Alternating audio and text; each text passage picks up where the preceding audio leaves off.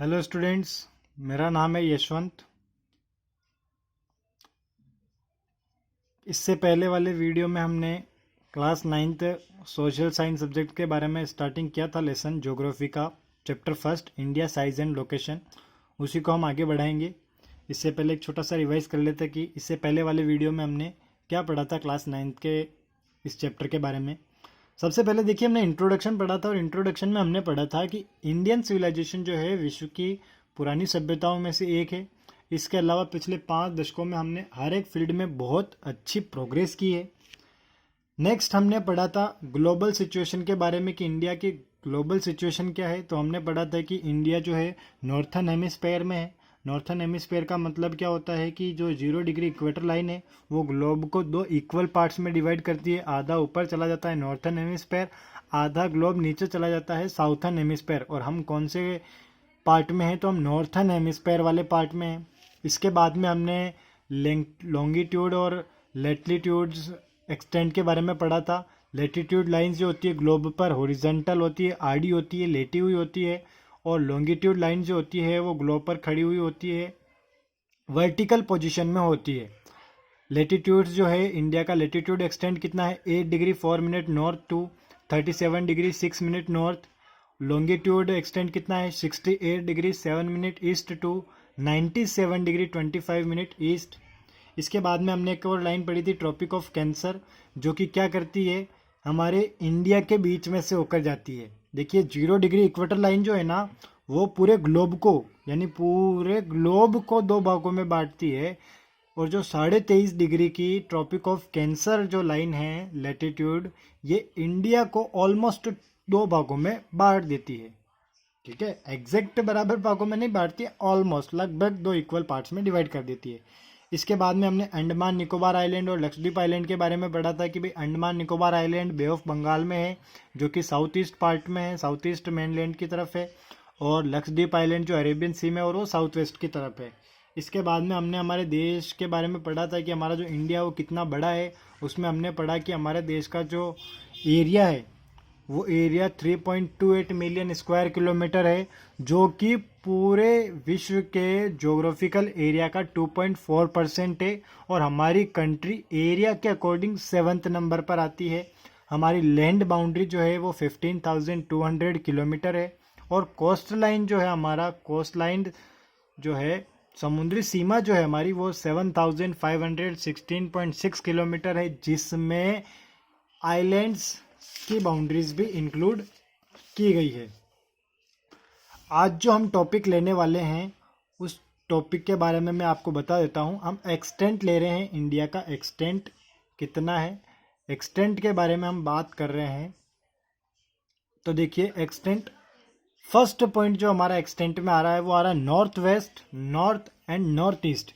India का जब आप मैप देखेंगे, इंडिया का जब आप मैप देखते हैं तो उसके नॉर्थ वेस्ट, नॉर्थ और नॉर्थ ईस्ट वाले पार्ट में, यानी कि इंडिया के मैप में जो ऊपरी हिस्सा है उसमें आपको क्या नजर आता है?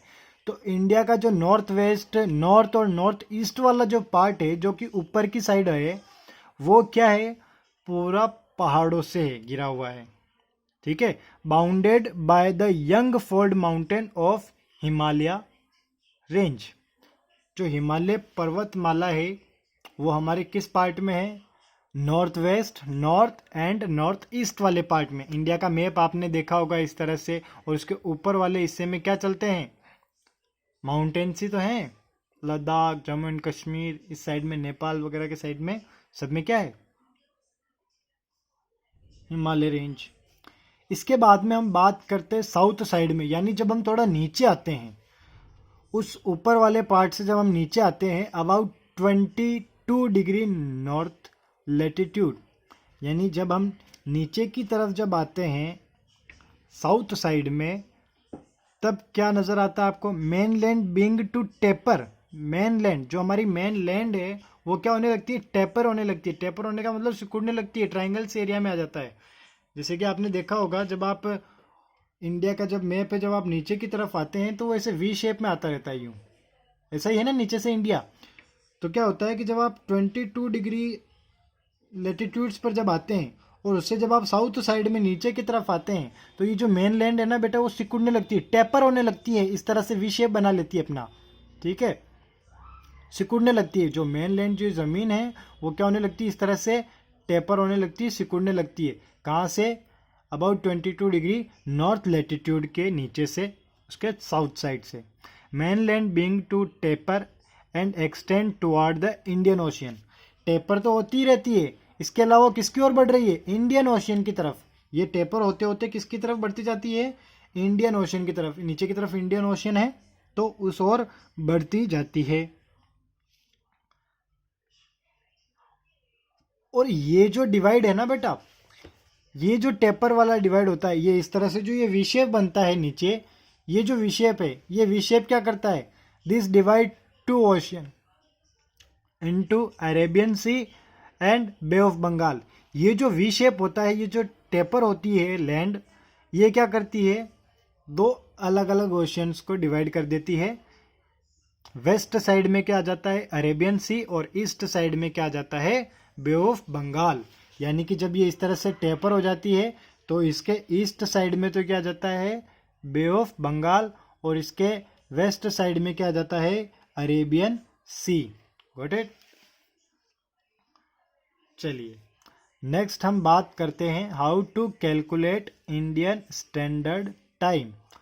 How to calculate Indian Standard Time IST, इसके बारे में हम बात कर रहे हैं। देखिए, अब आपको पता है कि इंडिया इतना बड़ा है, इसके अलावा इसमें लॉन्गिट्यूड और लेटीट्यूड पोजीशन जो है बहुत दूर दूर है ना। तो इंडिया में क्या होगा? अरुणाचल प्रदेश और गुजरात, ठीक है, अरुणाचल प्रदेश और गुजरात। अरुणाचल प्रदेश ईस्ट साइड में रह जाता है और गुजरात वेस्ट साइड में आता है। इन दोनों के बीच में गैप काफ़ी होता है। ये इंडिया के, अरुणाचल प्रदेश जो है वो इंडिया के ईस्ट कॉर्नर पे है और गुजरात जो है इंडिया के वेस्ट कॉर्नर पर है ना। तो इन दोनों के बीच में गैप काफ़ी है, और इन गैप को अगर अपन देखें तो इनमें टाइम का डिफरेंस कितना आता है? इनके अंदर टाइम का डिफरेंस आता है 2 घंटे का, है ना। अब इसे सपोज करो कि ऐसे टाइम का गैप गुजरात और अरुणाचल प्रदेश के बीच में, इसका मतलब हर स्टेट के बीच में ऐसे डिफरेंस रहेगा? बिल्कुल रहता है, डिफरेंस रहता है। लेकिन उस डिफरेंस को हटाकर हमने इंडिया के लिए क्या बना रखा है? एक स्टैंडर्ड टाइम बना रखा है जो कि ऑल ओवर इंडिया के लिए एप्लीकेबल होता है। अब देखिएगा, अगर ऐसा नहीं होगा तो क्या होगा? गुजरात और अरुणाचल प्रदेश के बीच में डिफरेंस कितने का रहेगा? 2 घंटों का डिफरेंस रहेगा। इसीलिए क्या होता है, पूरे देश के लिए एक ही टाइम फॉलो किया जाता है। उस स्टैंडर्ड टाइम को आप कहाँ पाओगे, कहाँ पर ये है? तो इस डिफरेंस की वजह से 82 डिग्री 30 मिनट लॉन्गिट्यूड जो है उसको हम हमारे स्टैंडर्ड टाइम के लिए फॉलो करते हैं। 82 डिग्री 30 मिनट्स लॉन्गिट्यूड जो है वो कहाँ से होकर गुजरती है? 82 degree 30 minute longitude passing through Mirzapur, जो कि कहाँ पर है? यूपी में एक जगह है मिर्ज़ापुर, वहाँ से होकर यह गुजरती है। और इसी को हमने क्या बना रखा है? Standard time. पूरे देश के लिए जो स्टैंडर्ड टाइम है वो कौन सी लाइन पर बनाया गया है? 82 डिग्री 30 मिनट्स पर। ये कहाँ से होकर गुजरती है? यूपी के मिर्ज़ापुर से। ओके, ध्यान रह जाएगा। ऐसा हमने क्यों किया? क्योंकि हर स्टेट्स में टाइम डिफरेंस होता है। गुजरात और अरुणाचल प्रदेश में 2 घंटे का टाइम डिफरेंस है। अब इसको हटाने के लिए, इसके लिए हमने क्या किया? मिर्ज़ापुर यूपी में जो स्टैंडर्ड टाइम चल रहा है उसी को हम पूरे देश में फॉलो करते हैं। हर स्टेट्स के लिए अलग अलग टाइम नहीं होगा। यहाँ का जो टाइम है उसी को सभी लोग फॉलो करेंगे। पूरे स्टेट्स में जितने भी राज्य हैं, जितने भी केंद्र शासित प्रदेश है, सारे यहीं के टाइम को फॉलो करते हैं। यह हमारा क्या है? इंडियन स्टैंडर्ड टाइम है, जो कि कौन सी लाइन पर है? 82 डिग्री 30 मिनट लॉन्गिट्यूड पर। Okay, clear. इसके बाद में हम बात करते हैं as we move from south to north. जब आप साउथ से नॉर्थ की तरफ जाते हैं, जब आप साउथ से नॉर्थ की तरफ जाते हैं, the latitudinal extent influence the duration of day and night. देखिएगा, जब आप साउथ से नॉर्थ की तरफ जाओगे, जब आप साउथ से नॉर्थ की तरफ जब आप जाते हैं, तो जो लेटिट्यूड डिफरेंस है, लेटिट्यूड लाइंस जो होती है ना, अलग अलग है, हर चेंज होती रहती है। तो जब आप साउथ से नॉर्थ की तरफ जाते हैं, तो इन चीज़ों की वजह से क्या होते हैं, क्या प्रभावित होता है, डे और नाइट। ठीक है, डे और नाइट क्या होते हैं, इन्फ्लुएंस होते हैं, प्रभावित होते हैं। ठीक है,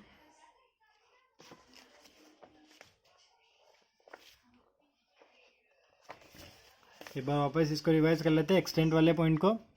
एक्सटेंट जो है इंडिया का किस प्रकार का है, देखिए नॉर्थ वेस्ट, नॉर्थ और नॉर्थ ईस्ट में क्या है, माउंटेन्स हैं। ठीक है, इसके बाद में नेक्स्ट क्या है, साउथ साइड से यानी अबाउट 22 डिग्री नॉर्थ लेटीट्यूड से जब आप नीचे आते हो, तो हमारी जो मेन लैंड है वो क्या होने लगती है, टैपर होने लगती है, सिकुड़ने लगती है, अपना वी शेप बना लेती है।